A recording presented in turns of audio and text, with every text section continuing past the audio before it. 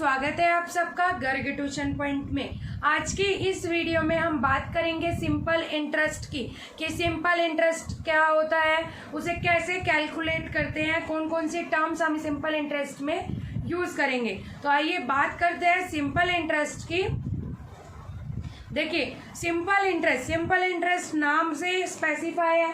Simple मतलब साधारण, interest का मतलब ब्याज। साधारण ब्याज क्या होता है? देखो अगर हम शुद्ध हिंदी की अपनी बात करें तो जब हम किसी से उधार लेते हैं, ठीक है, जब हम किसी से उधार लेते हैं और उधार लेते हैं हम किसी गांव में शहर में उधार लेते हैं और वो क्या करता है, हमसे ब्याज लेता है। जैसे मान लो हम साल, 6 महीने, 2 साल, 3 साल के लिए जब उससे उधार पैसे लेते हैं तो वो हमसे ब्याज लेता है। उस ब्याज को बोलते हैं हम इंटरेस्ट, और जो हमने उधार लिया है उसको बोलते हैं हम प्रिंसिपल। तो एक टर्म जो इम्पोर्टेंट टर्म है हमारे सिंपल इंटरेस्ट में वो है प्रिंसिपल। प्रिंसिपल क्या होती है? वो अमाउंट जो हमने किसी से बोरो किया है। बोरो मतलब उधार लिया है। मान लो मैंने एक से 5,000 रुपए लिए हैं तो प्रिंसिपल क्या हो गया मेरा 5,000 रुपीज। अब प्रिंसिपल ले लिया, हम किसी से उधार लेने जाते हैं तो वो बोलता है 3 रुपए सैकड़ा का हिसाब लगेगा। 3 रुपए सैकड़ा ये हिंदी की बात है। 3% पर एनम मतलब 100 रुपए पे, 100 रुपीज पे मैं आपसे 3 रुपीज का ब्याज लूंगा, इंटरेस्ट लूंगा। तो जो वो आपको ये बताता है कि कितने % का ब्याज लेगा वो कहलाता है आपका रेट। मतलब इसमें हमें पता चलेगा कितने % वो हमसे ब्याज ले रहा है। ये जो रेट है आपकी पर एनम भी हो सकती है, मतलब ईयरली भी हो सकती है, हाफ ईयरली भी हो सकती है,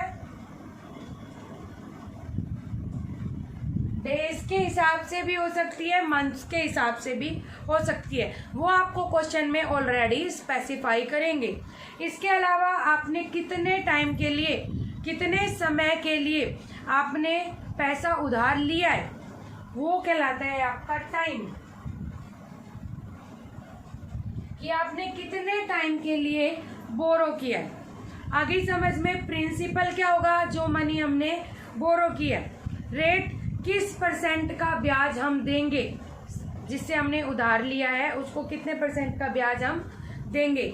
इसके अलावा टाइम हमें ये बताएगा कि कितने टाइम के लिए हमने ब्याज लिया है। इसके बाद जो हमारा काम आ रहा है इंटरेस्ट वो ब्याज जो हम प्रिंसिपल, टाइम और रेट के अकॉर्डिंग सामने जिससे हमने बोरो किया है उसको हम देंगे। ठीक है फ्रेंड्स, आपको चारों टर्म समझ में आ गई, principal, rate, time and interest. तो आगे बढ़ते हैं हम हमारे रूल पर। सिंपल इंटरेस्ट कैलकुलेट करने के कुछ रूल्स होते हैं हमारे, तो देखिए वो रूल क्या है।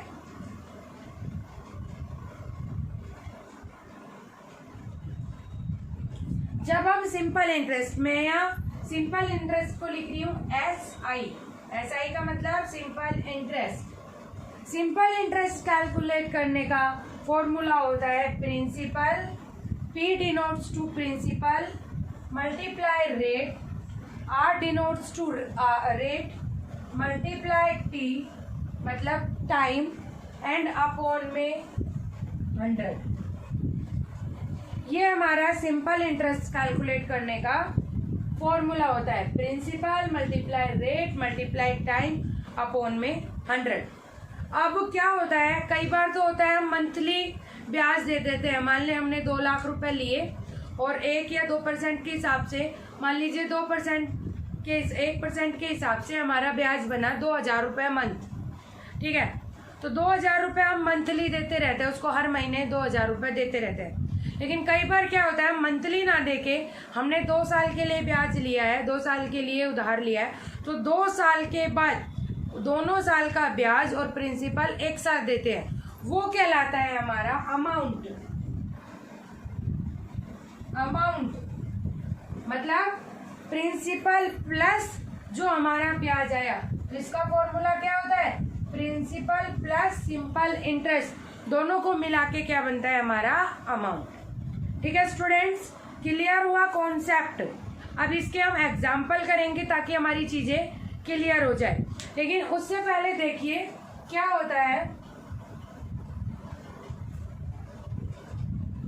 ध्यान से समझिए। अगर हमारी रेट दी है, मान लीजिए रेट है हमारी 10% पर एनम, यहाँ पीए लिखा है मतलब पर एनम, ठीक है। और अगर आपका टाइम दिया है 2 ईयर,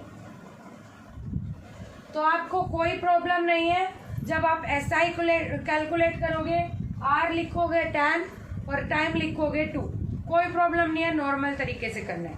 लेकिन अगर आपका टाइम दिया है आपको 2 ईयर 5 मंथ्स, आपको कुछ ऐसा दिया है, तो इस केस में आपको क्या करना है, ईयर तो एज इट इज रखना है, मंथ्स को ईयर में कैलकुलेट करना पड़ेगा। कैसे करेंगे, ईयर को लिखिए यहाँ पर, जितने मंथ है वो लिखिए यहाँ पर, और एक साल में 1 ईयर में कितने मंथ्स, 12, तो इसे 12 से आप डिवाइड कर दीजिए। अगर ये कटते हैं एक दूसरे को काट दीजिए, अदरवाइज 12 2 जा 24, 24 में आप 5 ऐड करेंगे, इन दोनों को मल्टीप्लाई करते हैं, जो आंसर आया है उनको ऐड करते हैं, तो 29 अपॉन में 12 ईयर। अब टाइम की जगह आप क्या रखेंगे, 29 अपॉन में 12। क्लियर। ऐसे ही कई बार आपको टाइम दिया होता है 146 डेज, आपको डेज में दिया है, डेज को ईयर्स में कन्वर्ट करना पड़ेगा, तो 146, 1 ईयर में कितने डेज होते हैं, 365। अब आप क्वेश्चन ये करेंगे 366 भी होता है, लेकिन हमें अगर क्वेश्चन में स्पेशली कहा है कि लीप ईयर है तो आपको 366 लेना है, अदरवाइज आपको नॉर्मल ईयर के 365 डेज ही लेने हैं। ठीक है स्टूडेंट्स, अब आप टाइम की जगह क्या यूज करेंगे, 146 अपॉन में 365। क्लियर। आई होप आपको इतना कॉन्सेप्ट समझ में आ गया हो। अब हम इसके क्वेश्चंस करते हैं, एक दो क्वेश्चन कर लेते हैं जिससे हमारा कॉन्सेप्ट क्लियर हो जाए। तो देखिए इसका पहला क्वेश्चन हम देखते हैं। हमारा फर्स्ट क्वेश्चन, इसमें आपको प्रिंसिपल दिया हुआ है ₹6400, आपको रेट दी हुई है 6% पर एनम, और आपको टाइम दिया हुआ है 2 ईयर। तो ये तो आप देख रहे हैं बिल्कुल सिंपल सिंपल चीजें हैं। आपको डायरेक्ट फॉर्मूला लिखना है, SI equal to P into R into T upon में 100। P की वैल्यू लिखिए आप 6400 मल्टीप्लाई 6 मल्टीप्लाई 2 अपॉन में 100। 2 0 से 2 0 कैंसिल, ये बच गया, आप इनको मल्टीप्लाई कर लीजिए, 64 मल्टीप्लाई में 12, तो 12 4 जा 48, कैरी 4, 72 प्लस 4 76, ये आपका आ गया, क्या आ गया, SI। ये क्या आया है स्टूडेंट्स, SI। अब आपको क्या निकालना है इसमें, अमाउंट।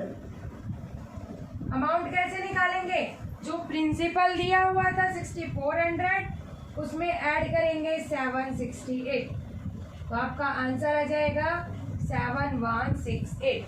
ये आपका अमाउंट आ गया। ठीक है स्टूडेंट्स, क्लियर। अब इसके बाद अगला क्वेश्चन देखते हैं। अगले क्वेश्चन में आपको देखिए, मैं सिर्फ आपको समझा देती हूँ, आपको खुद गो थ्रू करना है। आपको प्रिंसिपल दिया हुआ है 2650, और आपको रेट दी हुई है 8% पर एनम, आपको टाइम दिया हुआ है 1/2 ईयर। आपको डायरेक्टली मिक्स में दिया हुआ है, पहले आप इसे फ्रैक्शन बनाइए, 2 2 जा 4 और 1 5। तो अब आपको टाइम की जगह क्या यूज करना है, 5/2, मतलब ऐसा ही जब निकालेंगे तो 2650 मल्टीप्लाई 8। कई बार कंफ्यूजन ये होता है, ये 2 कहाँ लेके जाए, ये अपॉन से नीचे आ जाएगा यहाँ पर, और अब आपको इन्हें कट करना है, कट करके आपका आंसर निकल जाएगा। तो स्टूडेंट इसका आप आंसर मुझे कमेंट करके बताइएगा कि क्या आंसर आए। अगले क्वेश्चन में आपको टाइम दिया हुआ है 3 ईयर 3 मंथ्स। आपको कुछ नहीं करना, यहाँ टाइम चेंज है 3 ईयर 3 मंथ्स। मैंने अभी आपको बताया क्या लिखना है, 3 मंथ्स का 3 ऊपर 12 नीचे, 3 1 जा 3, 3 4 जा 12, क्या आ गया 3 1/4। अब नॉर्मल बन गया सेकंड क्वेश्चन जैसा, 4 3 जा 12 और 1 13/4। अब आपको टाइम क्या लिखना है 13/4। इसके बाद नेक्स्ट क्वेश्चन में आपको रेट दी हुई है 7 1/2, तो इसमें भी आपको नॉर्मल करना है, 7 2 जा 14 एंड 1 15, 15/2। रेट की जगह क्या लिख लेंगे 15/2। टाइम दिया हुआ है 5 मंथ, तो 5/12 करके उसका आप टाइम निकाल सकते हैं। तो I hope student simple interest में किस तरह से एसआई निकालते हैं, जब आपको प्रिंसिपल रेट एंड टाइम दिया हो तो किस तरह से आपको कैलकुलेट करना है, एसआई किस तरह से आपको कैलकुलेट करना है, अमाउंट आप इजीली निकाल सकते हैं। आज के लिए इतना ही, थैंक यू।